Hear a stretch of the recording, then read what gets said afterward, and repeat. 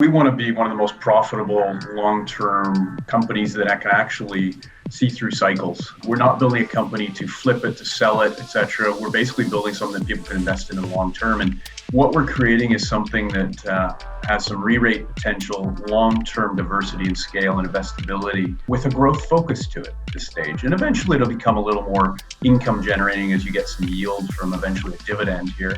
And that's what investors have asked about. That capital discipline, I think, is really well rewarded as well, where you can pay some of that, money back to shareholders at the end of the day. Hello and welcome to Crux Investor. We had the chance to catch up with Christian Milau, Equinox Gold. Everyone's talking about their imminent merger with Lee Gold. Should be concluded later this month, February 2020. We didn't want to talk about that. We wanted to talk about what happens next. Companies, when they get bigger, they are able to make savings across the board, but they also sometimes get a little bit lazy. So we talk about a number of factors, certainly around the financials, and Christian gives us his insight into how they're going to manage that and retain that entrepreneurial spirit. We talk about a lot of different topics. Take a look at the description below to see what those were. Click on the relevant timestamp and I'll take you to that part of the video. And if I could ask that you click the button in the corner of the screen to subscribe to our YouTube channel. And of course, as always, if you want to see more videos like this, please click the notification bell. Have a listen to what Christian had to say.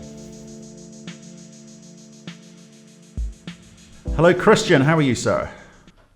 Very good. Good morning from Vancouver. And good afternoon here from London. Long time no speak. I think when we last spoke, you were just one of those tiny little $400 million companies, right? How times have changed. Yeah, I mean, the world has changed very significantly, both the market and gold, but also I think with this recent merger, it's really given us sort of some scale that has come on the radar of a lot of people now. Brilliant. Okay, well, we're going to get into that. Let's kick off with that usual 1-minute summary for people, unbelievably, who may not have heard of your story. Yeah, so it's Equinox Gold. I mean, we started it about 2 years ago. Ross Beaty is the core shareholder and largest shareholder. This is kind of his bookend to his career in building a gold company in parallel to basically Pan American Silver. So our goal is really to create that multi-asset, multi-jurisdiction, larger cap, eventually investable gold company that will see through many cycles. And so we've started in Brazil and California with now 2 operating mines and a third one being built, being Castle Mountain. And then with this recent merger here, we're going to add a large mine in Mexico, being Los Filos, and then as well another sort of 3 operating mines in Brazil with a 4th one to be built. So we'll have 6 operating mines and 4 growth or development projects with 600,000 to 700,000 ounces of annual production now, going towards 1 million ounces in the next couple of years as we build out the profile of the portfolio of the company. So really going from, as you said, smaller cap, mid cap sort of space into that good size mid cap to maybe even on the lower end of the larger cap space. Okay. Thanks for that summary. And we'll get into some of those moving parts in a second. Now, I remember when we talked, I say you were only a $400 million company, but some of the things which we quite liked at the time were the fact that you guys were taking very small remuneration packages in terms of salaries, etc., but you were taking a lot of this in shares. You laid out your plans for us then, and you seem to have delivered those. So that is all positive. And I think with Mr. Beaty on board, and you talked about Milau as well, there's potential there. Those things have come on board. Ross has followed his money. Milau have come on board. You're talking to a lot more institutional players at the moment, and you're kind of, in a way, buying your success. You're capable of buying the success. Can you just tell us about some of the targets that you set yourselves then and whether or not you feel that you've met those today? Yeah, in a way, they come in 2 baskets. We set some targets to basically finance and build out our portfolio, which we did. We built Aurizona, got it into production in northern Brazil last year, and it's been producing very nicely for a couple of quarters now. So that was the first target. The second one was to finance and get Castle Mountain into production, which is basically halfway through construction now. It'll be ready to pour gold in the 3rd quarter here this year, so months away. And continue to operate that smallish portfolio and deliver some value to shareholders through some liquidity and increased scale, getting into some of the indices eventually. And I would say we're well on track towards doing that. But our second sort of basket of growth and opportunity was really on the acquisition front and merger front. And that's where the Lee Gold deal falls into this. And it sort of doubles the scale of this company. And as you said, Ross has followed his money. He's putting another $40 million into this deal at market. And, we continue to hold a significant portion of the shares. And on pro forma basis, I think we'll own over 11% as insiders, Ross obviously being the largest portion of that. And I think our next closest peer in the 500 to 2 million ounce per year production range is about 1.7% is what I've heard from a couple of commentators. So really differentiates people. This is a long-term business with a long-term core set of owner managers. Yeah, no, that's absolutely the case. I mean, you said that at the time, and I'm glad to see that continues to be the case today. But can you tell me about some of the targets you've set yourself, and why you've set yourself those targets? For instance, obviously you've got greater institutional shareholder. The register is much more institutionalized. Why was that important to you? Yeah, I mean, I think the capital pools out there certainly sit the larger ones in institutional hands, and a lot of our peers, and certainly in the $1 billion to $2 billion market cap sort of range, they're heavily supported by some of the precious metal specialist institutions, but also some of the generalists out there looking for exposure to gold, particularly as the cycle turns, and it seems like it's continuing to turn. Mm-hmm. And our goal really was to diversify that shareholder base. We have been supported very heavily by the Ross Beatys, Lucas Lundins, Richard Warks of this world, high net worths. And I think it's time that also we hopefully give an opportunity for those institutions to come in. And we've seen that slowly happening. And I believe in the next 6 to 12 months here, as we become sort of that scalable producer and we start getting into indices, you'll see more and more of the institutions buying it. There's even anecdotal evidence recently with this high liquidity since the announcement of the merger that a few of those funds are already dipping their toe in the water. Yeah, I think that is the case. But those funds have thresholds that that you need to be, share price needs to be over $1 or $5 or $10 for them to come and play. But you mentioned the indices there. I mean, that is a game changer. Once the Lee Gold deal goes through, I think you're waiting to hear from the Mexicans as to whether or not that will happen. Was that a big target that you set yourselves back in August, September time when you're looking at how do you advance this thing? Yeah, certainly as Equinox Gold, one of our targets was to get into the indices on a standalone basis, and I know Lee Gold had the same target in the sense we were similar size. So by getting our assets into production, doing some exploration, continuing to build out the portfolio, both of us on an individual basis, we're very close but on the cusp of that. Needing daily liquidity was probably the key threshold for both of us to meet. And, we were both doing give or take $1 million, maybe up to $2 million a day on occasion. And now since the mergers happened, quite often we've been doing $10 to $20 million a day, which is a huge step change. And that kind of threshold has really opened the eyes of a lot of larger investors. And certainly we've talked to, Joe Foster in New York, who runs Van Eck, and potentially could be the second largest or largest shareholder in the next 6 months as we come into the indices. Right. So it's nothing short of good news all around. And when you close the Lee Gold deal, life is great. Looked at your share price, obviously, like a lot of producers in August, your share price went up, which is great news. And the announcement of the potential of the deal around December time, you saw another big spikes. That's fantastic. So I want to talk to you today about running big companies, because I think with size you get cost savings, but you also see companies get a little bit lazy. They get a bit fat. They get a bit casual about it because times are good. There's a lot of cash around, and we've seen that the industry is littered with such stories. So what are you guys doing? What's the plan here? Are you going to continue? You want to get to this 1 million ounce production a year, which was a great threshold to aim for. Very few, very rarefied air. But do you feel that with that comes a responsibility to look after the pennies, as it were, because margins start getting eroded? You're a bulk, low margin business. So how do you, or as a company, look at that? Yeah, I think you're absolutely right. One of the keys is not to lose that focus as you grow. And part of it's about building a culture and a support base that has got that entrepreneurial spirit and flair that continues on. And again, having your largest shareholder being the chairman sitting at the end of the boardroom table does focus the mind in a sense, and owning shares ourselves. And, we've been through this a few times before, and you learn some lessons along the way. When we looked at this deal, this merger, we set ourselves some targets here of a certain level of synergies to have some cost discipline in it.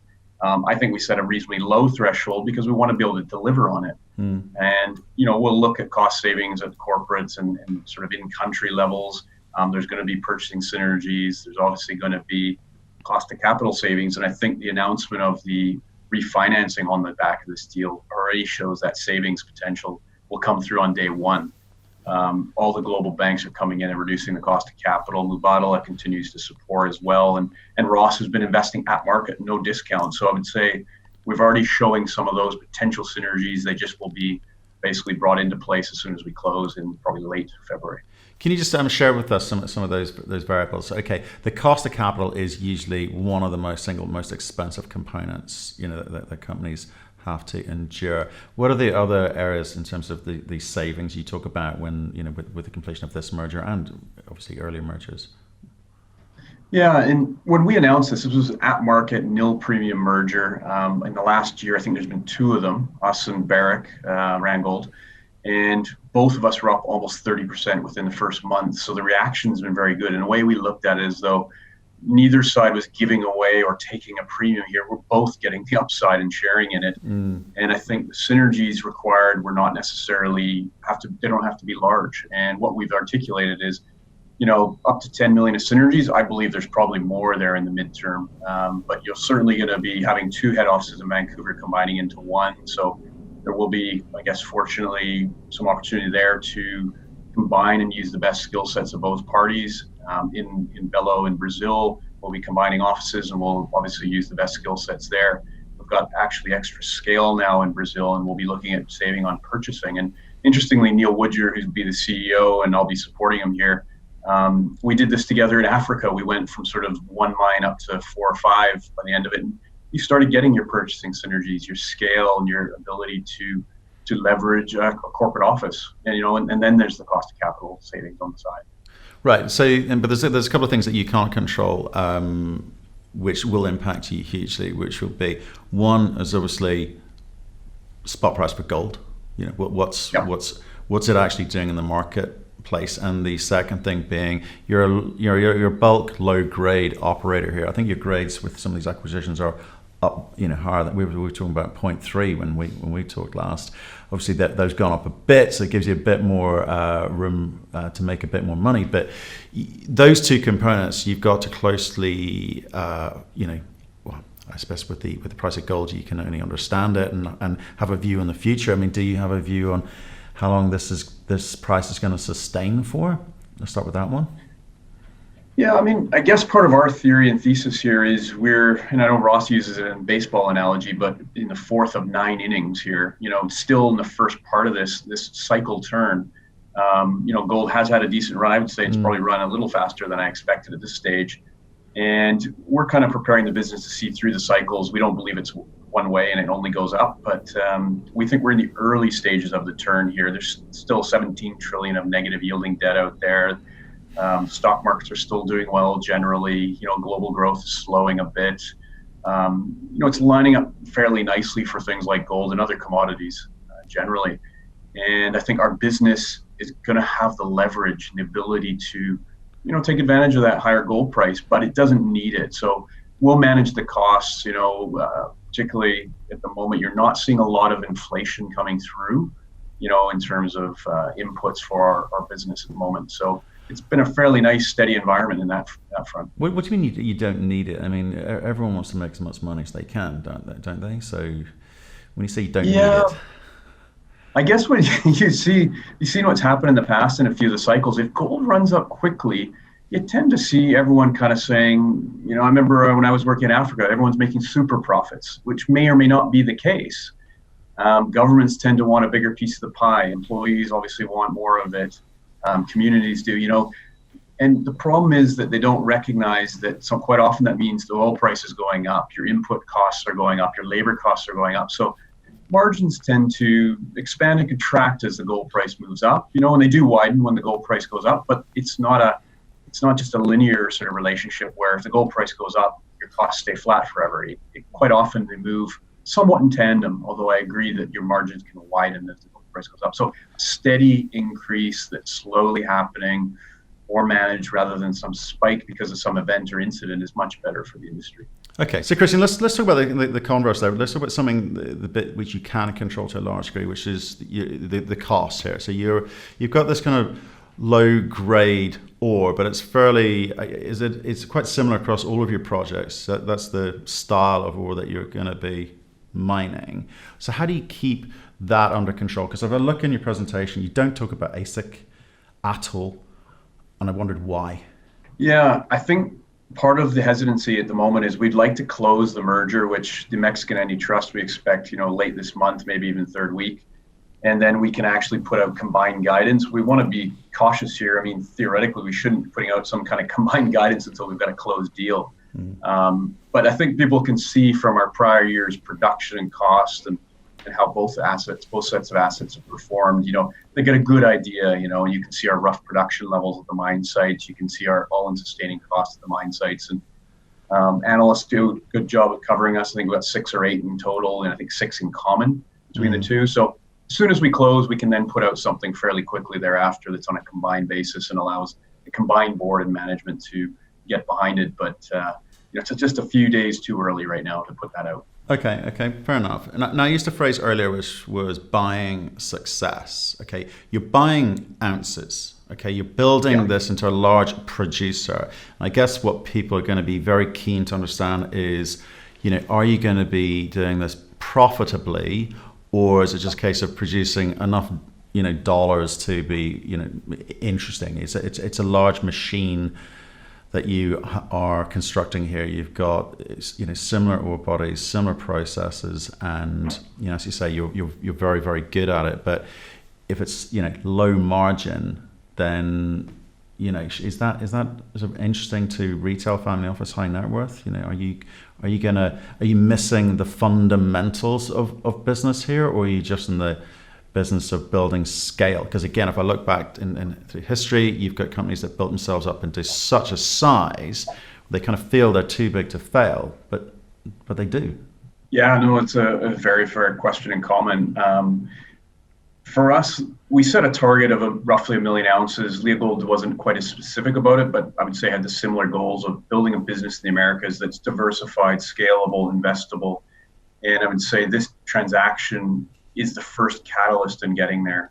And what it brings us is some scale, but the goal really over time is to create a company that eventually I would suspect will sell or divest a couple of smaller assets, will add a longer life or new asset that continues to improve the quality of the assets in the portfolio. And in the long term, and I'm going to say 2 to 4 years here, we want to be paying dividends. I mean, our largest shareholder wants dividends. Ross would like dividends like he's getting paid at Pan Am Silver, and so will a lot of the larger institutions. But we're still a growth company at this stage. We still believe that we can continue to extract some value, create some value through sort of enhancing the portfolio. And so we'll continue to do that.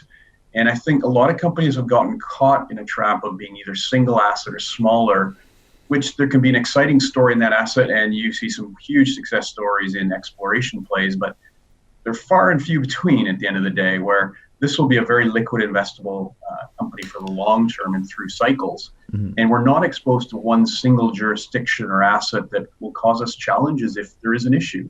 We can weather the storm in a sense. And the other piece of it that I think is really important here is the fact that insiders will own 11% of this, which is a very significant amount for a company of this size. I think our next closest peer is 1.7% in that sort of mid-cap or larger cap space. So it'll have also an owner focus from the management team and the board as well.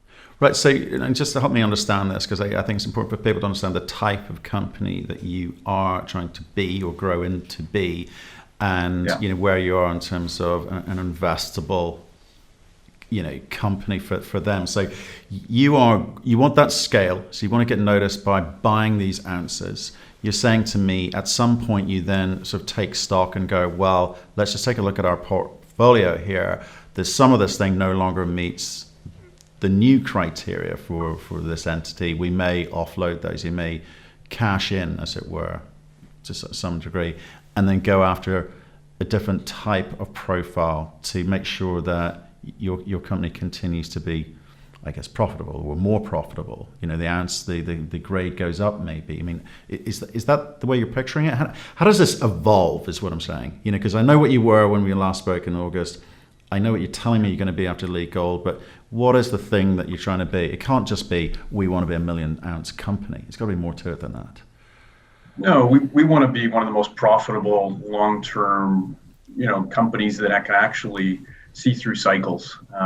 We're not building a company to flip it, to sell it, etc. We're basically building something that people can invest in the long term. And when you put these two companies together, we've used some charts in that I think are a good analysis of this. The combined market caps, let's say on the merger, are $1.5 to $1.7 billion.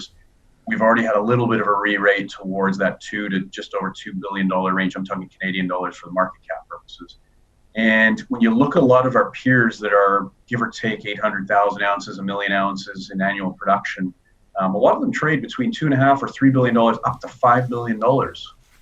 We're only, give or take, half of that sort of range at the moment. So what we're creating is something that has some re-rate potential, long-term diversity and scale and investability, with a growth focus to it at this stage. And eventually it'll become a little more income generating as you get some yield from eventually a dividend here.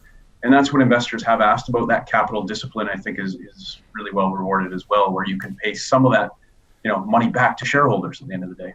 Right. I mean, because I'm thinking of people like IM Gold. At one point they were $9 billion. They're just under $2 billion now. You've got BT Gold being through the same kind of growing pains and falls in value. So scale gives you, I think scale gives you some options here. But if you're not looking after the business fundamentals, if you're not looking after margins, if you're not looking after share price, 'cause let's face it, when you're a big company, it gets harder to double in size every year. Okay, you can buy some of that sometimes, but again, the business fundamentals catch up with you. So what are the lessons that you've learned by looking at what's been going on out there? You've been an experienced guy. You've worked in large and built large companies before, and you've got some fabulous people on the board. But what are the things that you're concerned about, or have you just been focused on M&A, and M&A? What are you talking about, you guys?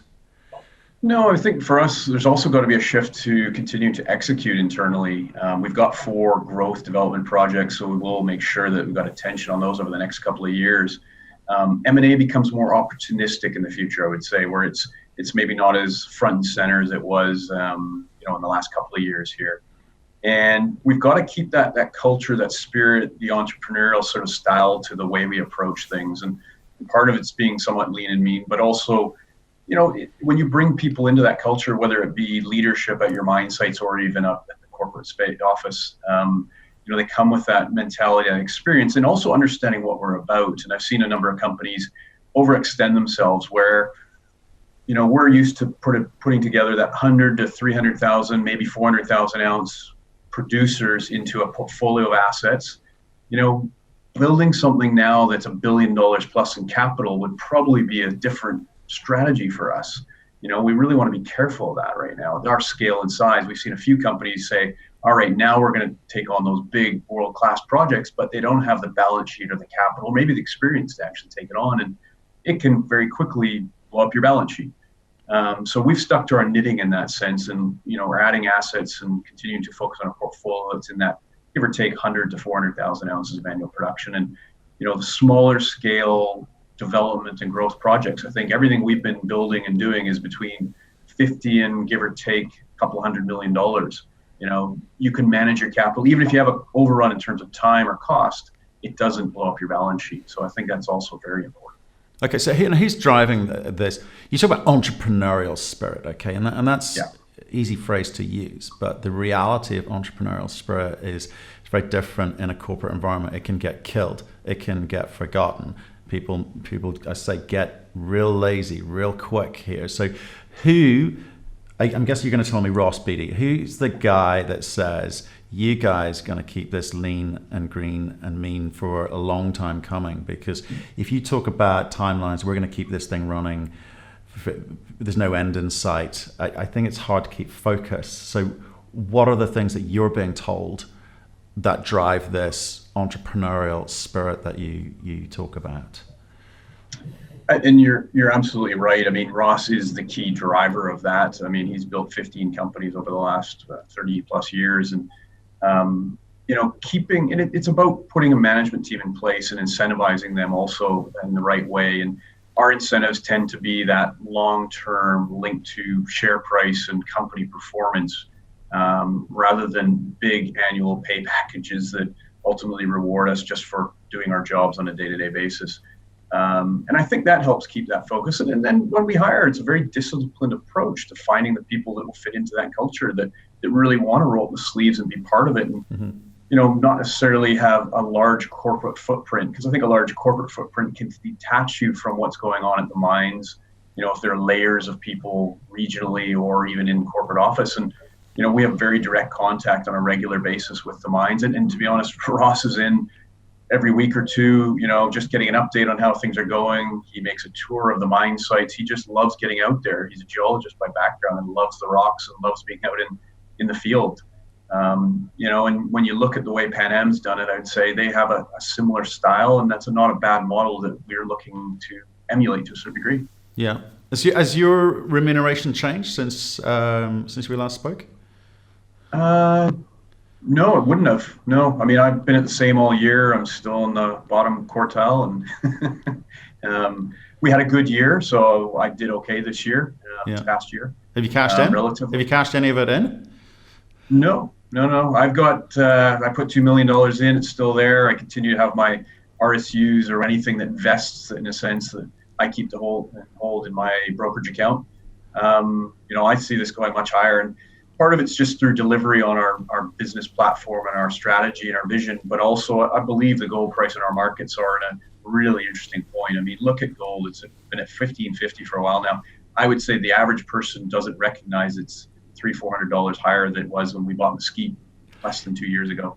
Yeah. Well, what the gold price will do, who knows in today's climate. But when we spoke, it was around 1250, 13 had been for a long time. But again, so we'll see what happens there. You want to hit this million ounce number. Are you going to be able to do that through organic growth now by getting your current assets into production, or is there some more M&A on the horizon? Yeah, we do have those 4, as I said, development expansion projects, and those will allow us to get to that point in the next couple of years here. It's fully funded as well with our new refinancing the balance sheet, which was also a nice reason for doing this deal, or helpful to doing this deal. Is both companies were out so tightly capitalized, capable of delivering in a methodical way on their strategies separately. But now we can actually say, the balance sheet is solid and strong. EBITDA to net debt ratios are very manageable and low. And the cash flow from the operating business will help to fund that as well. So it really will be deliverable in the next couple of years. And do you tend to kind of keep the company leveraged at current rates, or is the idea actually once you get cash flowing is to deleverage and actually make it a slightly less reliant on debt? Because again, debt can kill companies, large companies, if things turn in the market. No, it's absolutely the case. We do want to continue to deleverage to a certain degree. I think this deal's allowing us to start to do that as we generate cash flow and get through these development assets.